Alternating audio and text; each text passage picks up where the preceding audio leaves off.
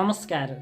जय श्री राधे जय श्री कृष्ण। 2080 फागुन 8 गते मंगलबारको दिनमा भीमा एकादशी व्रत पर्न गएको छ। यो एकादशीको व्रत कसरी बस्ने, व्रत बस्न नसक्ने जनहरूले अथवा विदेशमा हामीहरूले कसरी बस्ने, अनि गएर एकादशीको व्रत बसिसके पछाडि द्वादशीको पारायण गर्नुपर्ने हुन्छ।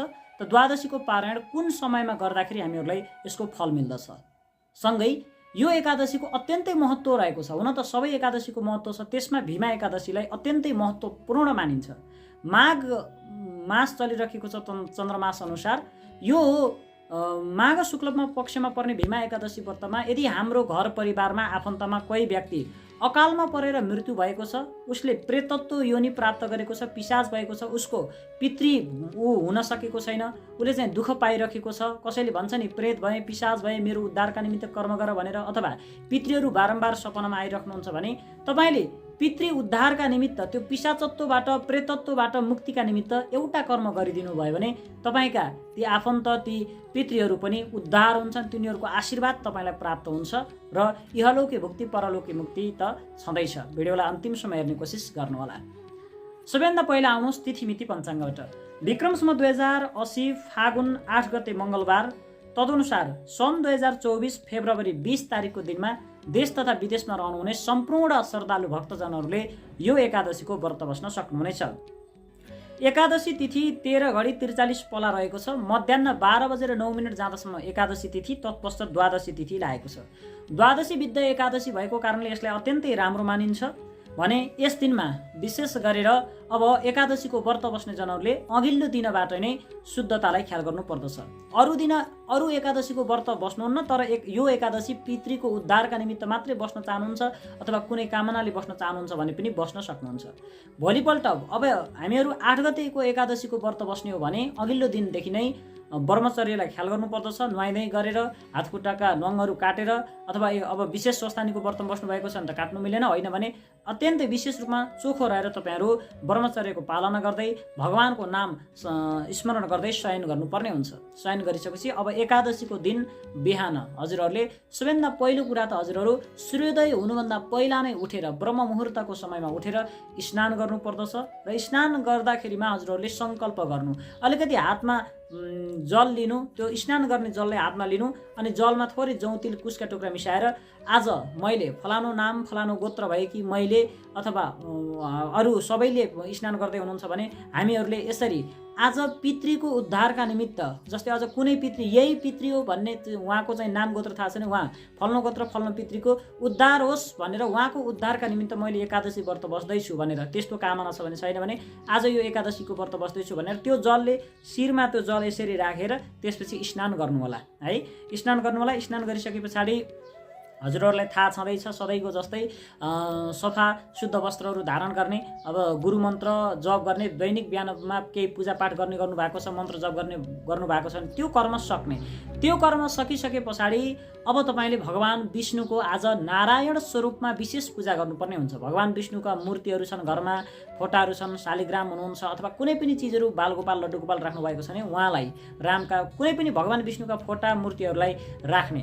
राखिसके पछाडि सबैभन्दा पहिला हजुरहरूले दियोको पूजा गर्ने, गणेशको पूजा गर्ने, कलशको पूजा गर्ने, 33 कोटी देवी देवतालाई स्मरण गरेर नवग्रह इष्ट देवता कुल देवता पितृदेवता सबैलाई स्मरण गरेर कलशमा पूजा गर्ने। कलशमा पूजा गरिसकेपछि अब भगवान विष्णुको पूजा गर्दाखेरिमा सबैभन्दा पहिला त भगवान विष्णुको मूर्तिलाई छोएर ओम नमो भगवते वासुदेवाय यो मन्त्र 16 पटकसम्म जप गर्ने। अनि 16 पटकसम्म जप गरिसके पछाडि भगवानलाई पहेँला फुलहरू सेता फुलहरू लिएर भगवानको ध्यान गर्ने। हे भगवान, हजुरलाई मैले आह्वान गर्दछु, हजुरको आज मैले भीमा एकादशीको व्रत बस्दैछु, हजुर आइदिनुहोस् भनेर चाहिँ आह्वान गरेर फुल चढाइदिने। आह्वान गरिसकेपछि भगवान आउनुभयो भन्ने भाव गरेर भगवानलाई कुशका टुक्राहरू चढाइदिने। कुशका टुक्रा राखिदिइसकेपछि भगवान आइसक्नुभयो भन्ने भाव गरेर थोरै पाउ धोइदिने जल भनेर अलिकति थोरै जलले पाउ धोइदिने। त्यसपछि अर्घ तयार गर्नुभएको छ होला, दही होइन, थोरै घिउ राख्नुभएको छ, त्यसमा सुपारी अक्षता अनि दुबोहरू राखेर तपाईँले अर्घ तयार गर्नुभएको छ। पक्कै पनि अर्घ थोरै भगवानलाई अर्पण गर्ने। तत्पश्चात थोरै शुद्ध जल पुनः चढाइदिने। तत्पश्चात मूर्ति हो भने छुट्टा छुट्टै दुध दही घिउ मह चिनी यस्ता चिजहरू छुट्टा छुट्टै छन् भने छुट्टा छुट्टै चिजले स्नान गराइदिने। मूर्ति हो भने फोटा हो भने पञ्चामृत 5वटा चिजलाई एकै ठाउँ मिसाएर थोरै अर्पण गरिदिँदा हुन्छ।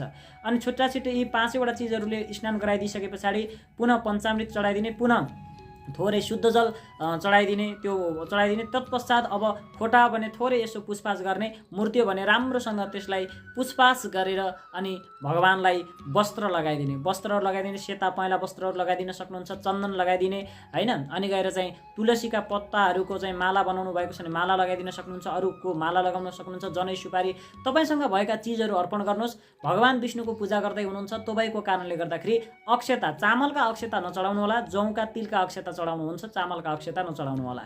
यो कुरा तपाईँलाई थाहा छ। विशेष गरेर भगवान विष्णुको पूजा गरेर सबै कुरा चढाइसकेपछि माता लक्ष्मीको पनि स्मरण गरेर छेउमा माता लक्ष्मीलाई पनि पूजा गर्नु हैन। अनि भगवानको वाहन गरुडलाई पनि छेउमा पूजा गरिदिनु।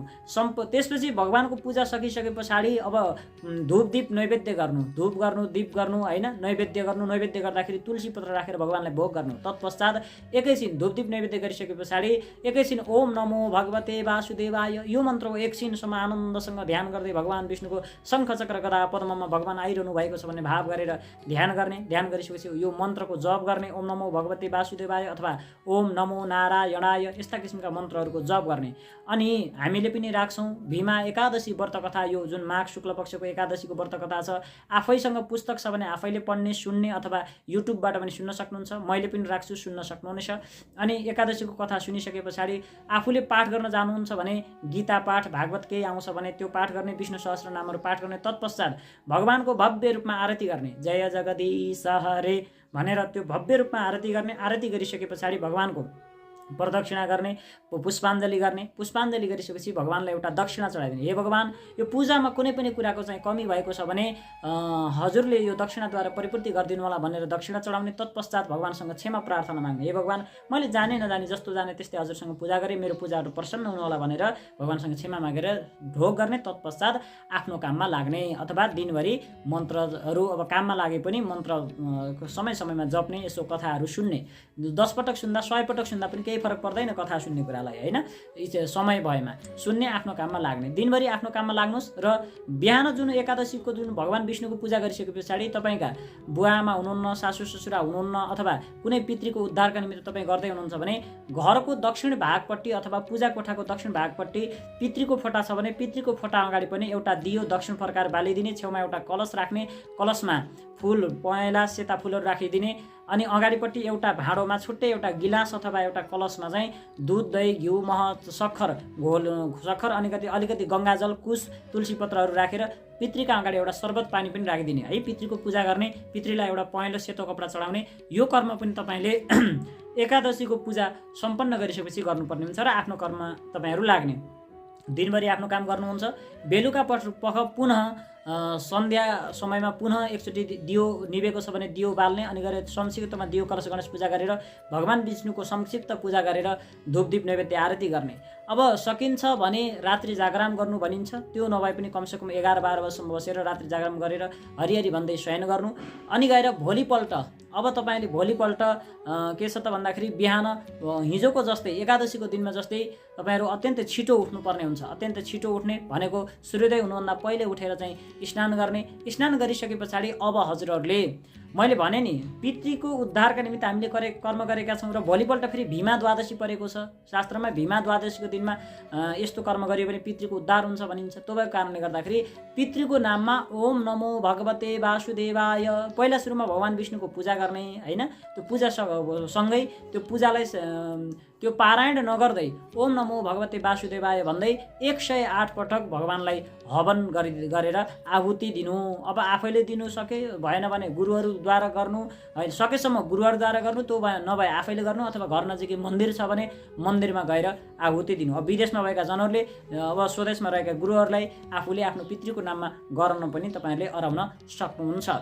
यो कर्म गरिसकेपछि अब तपाईँले अब द्वादशी पारायण गर्नुपर्ने हुन्छ। अब आजको मात्र एकादशी बस्नुभएको हो र पितृको निमित्त मात्रै बस्नुभएको हो भने तपाईँले एउटा सिधा दान गर्नुपर्ने हुन्छ। सिधा दान गर्ने सङ्कल्पपूर्वक मैले पितृको निमित्त पितृको उद्धार होस् भनेर यसरी मैले गरेको थिएँ भनेर आफ्नो नाम गोत्र सम्झेर यो मैले सिधा दान गर्छु भनेर कुनै एउटा ब्राह्मणलाई तपाईँले चाहिँ सिधा दान गर्नुपर्ने हुन्छ। अनि गएर त्यसपछि गएर सिधा दान गर्नुपर्ने हुन्छ भने तपाईँले त्यो सिधा दान सँगसँगै अनि अन्तिममा हातमा अलिकति जौँ, तिल, कुश, पानी लिएर चाहिँ हातमा जल लिएर आफ्नो नाम गोत्रहरू सबै सम्झेर मैले फलानु पितृको अथवा कुनै एउटाको मात्रै हो त्यस्तो तपाईँले बारम्बार देख्नुहुन्छ भने, जस्तै आमालाई बारम्बार देख्नुहुन्छ, आमा हुनुहुन्न, आमालाई पनि देख्नुहुन्छ, मैले मेरी आमा फलानु गोत्र फलानु नाम भएको मेरी आमाको उद्धार होस् भनेर, मेरी आमालाई सुख सयल मिलोस्, मेरी आमालाई कहिले दुःख नहोस् भनेर चाहिँ मैले यसरी व्रत बसेको छु। यो मैले जुन भीमा एकादशीको व्रत बसेँ यसको पुण्यभरि आमालाई प्राप्त होस् भनेर चाहिँ जल छोडिदिनु। अनि तत्पश्चात सिधा दान गरेर तपाईँहरूले भगवानलाई चढाएको जल अथवा भगवानलाई अर्पण गरेको कुनै प्रसाद खाएर पारायण गर्न सक्नुहुन्छ। यो काम तपाईँहरूले बिहान 7:13 9:36 7:15 देखि 7:30 बजे भित्र तपाईँहरूले यो काम गरिसकेको हुनुपर्दछ। यसरी तपाईँहरूले काम गर्नुभयो भने तपाईँहरूका पितृहरूको उद्धार हुन्छ। अब व्रत बस्न सके पनि नसके पनि, व्रत बस्न सके सुनमा सुगन्ध, व्रत बस्न नसके पनि यस दिनमा चामल नखानु होला, माछा मासु लसुन प्याज जस्ता कुराहरूको प्रयोग नगर्नु होला। यस दिनमा अरू दिनमा जे गर्नुहुन्छ भीमा एकादशीको दिनमा यस दिनमा तपाईँहरूले चाहिँ माछा मासु इत्यादिहरू चाहिँ काट्ने पकाउने यस्तो कामहरू खाने कामहरू गर्नुहुन्छ भने तपाईँलाई पितृको श्राप सधैँ सर्वदा रहन्छ, पिशाचत्व प्राप्त हुन्छ है। तपाईँ मरेपछि पिशाच बन्ने हो, त्योभन्दा अर्को विकल्प छैन। अब एकादशीको दिनमा पिशाचत्वबाट मुक्त गराउनका निमित्त कर्म गरिन्छ र जसले व्रत बस्छ उसलाई पिशाच हुनु पर्दैन भनेको छ। त्यस्तो दिनमा पिशाच कर्महरू गरियो भने पिशाच हुनबाट कसैले रोक्दैन। एकादशीको यस्तो पुण्य पवित्र दिनमा यी कर्म गर्नबाट बस्नु होला र पितृको उद्धारका निमित्त यो कर्म गर्नु होला। विदेशमा हुनुहुन्छ भने पनि लसुन प्याज माछा मासु हालेको चिज नखान सक्नुहुन्छ। तपाईँहरूले अन्न नखानु होला व्रत नबसे पनि होइन। बिरामी हुनुहुन्छ अति छ भने त्यो अर्कै कुरा हो, होइन भने अन्न नखानु होला। र विदेशमा भएका जनहरूले जे सकिन्छ भगवानको अगाडि एउटा दियो बालिदिन सकिन्छ, मन्त्र जप गर्न सकिन्छ, अथवा चाहिँ कथा त सुन्न सकिन्छ नि, कथा भए पनि सुन्नु विदेशमा भएका जनहरूले, अथवा पितृको नाममा कुनै यो गुरुकुलहरूमा मन्दिरहरूमा हवनहरू भइरहेको छ अथवा त्यस्तो छ अथवा भने गुरुहरूसँग सम्पर्क गरेर पितृको नाममा तपाईँले हवन केही दान गराइदिनु पनि सक्नुहुन्छ। यही जानकारी गराउँदै हजुरहरूलाई हृदयन्त नमन तथा हृदयन्त धन्यवाद टक्राउँदै अहिलेको बसाइबाट भने बिदा हुन्छु। हस्त नमस्कार। जय श्री राधे, जय श्री कृष्ण।